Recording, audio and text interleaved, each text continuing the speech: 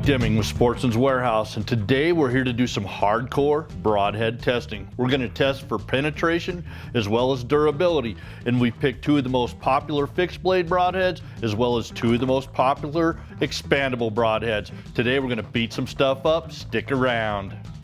We're going to test for penetration at 25 yards by shooting through stacked pieces of 1/4 inch plywood. We have 20 pieces of plywood here that are 24 inches wide by 12 inches high. We have them sandwiched between cinder blocks and a straw bale backstop for safety. This gives us 5 total inches of plywood to penetrate. Once we shoot all the broadheads for penetration, we're going to take our cinder blocks and turn them sideways and shoot them to check for durability. We suspect that the arrow is going to be the weak link here, but it's still going to hit that block pretty hard to see how well those chisel points and the body of these broadheads stay together. For fixed blade broadheads, we are shooting the G5 Strikers, which is a 100 grain broadhead and has 3 fixed blades and a cutting diameter of 1 1/8 inches. Their package claims that they have a tensile strength of 175,000 PSI and are 320% stronger than other broadheads on the market. The Slick Trick Viper Tricks model is the next fixed blade we are putting to the test. It is a 4-blade broadhead which needs to be put together when you purchase them. This is a 100 grain broadhead and has 2 large and 2 small cutting edges, giving you a combined cutting edge of 1 15/16 inches. The large blade is 1 16 inches, which is the largest diameter, and the smaller blade provides 7/8 of an inch. For expandable broadheads, we're going to do our Rage Taipan as well as our new archery product, Spitfire Double Cross. The Rage Taipan has 2 large blades that fully deploy upon entry, which gives you a huge 2 inches of cutting surface. This 100 grain expandable broadhead is titanium and tough and ready for battle. The new archery product Spitfire Double Cross is a front deploying expandable broadhead and has 4 total blades and a combined 3 inches of cutting surface. Your large blade gives you a 1 7/8 inch cutting diameter. As with others, it's a 100 grain broadhead. We're going to shoot these broadheads attached to an Easton Bloodline arrow in 330 spine. We're going to shoot them out of a Quest Thrive bow set at 29 inches of draw length and shooting this 400 grain arrow and a broadhead set up downrange right at 289 feet per second. So let's see how they're going to perform in this penetration test. First up, the G5 Striker.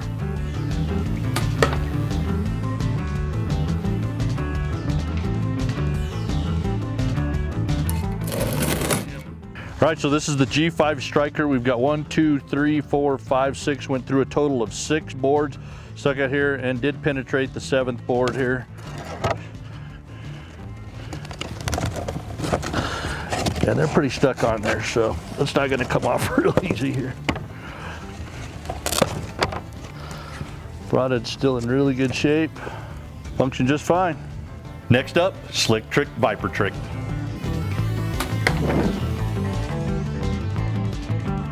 All right, this is the Slick Trick Viper Trick. We got 1, 2, 3, 4, 5, pretty deep into the 6, and just barely touched the other one. Really great shape on that broadhead, and very similar penetration. Now for the expandables, and first up is the Rage Taipan.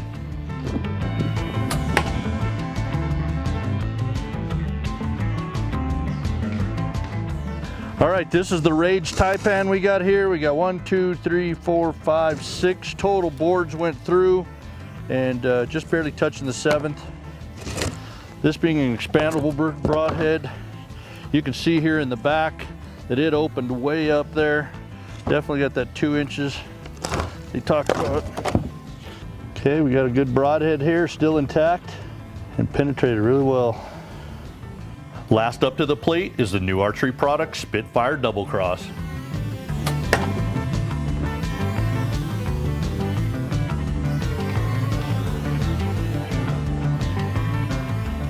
All right, and last but not least, we got the Spitfire Double Cross. We got 1, 2, 3, 4, 5. So we went through a total of 5 and into number 6.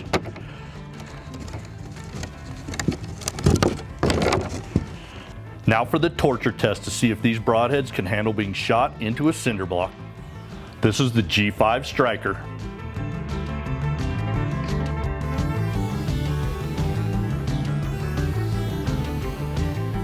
Well, this is the G5 Striker, and it was the only one that actually penetrated the block and stuck into it. As we figured, it did damage the arrow, slide in, but we're not pulling this thing out, so we're gonna go ahead and break it, see what we got here. This thing is still functional, in good shape, and I would say definitely endured the torture test. It's got cinder block on it, but he'll go in and just drove it down the shaft, and if that was into an elk, it would have done its job for sure. Now the slick trick, Viper trick.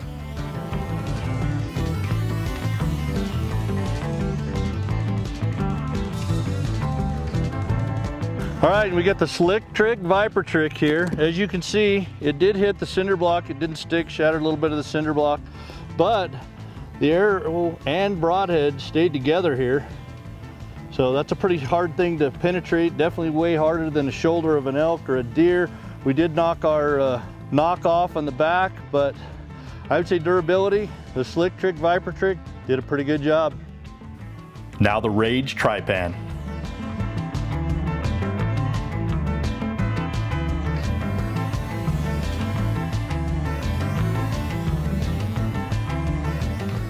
All right, we got the Rage Tri-Pan here. Hit this at actually a little bit high going into the block, but that being said, it bounced out, chipped off a big old chunk of block, and the broadhead itself is still in really good shape.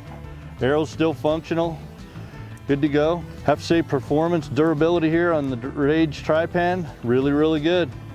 And finally, the new archery product, Spitfire Double Cross.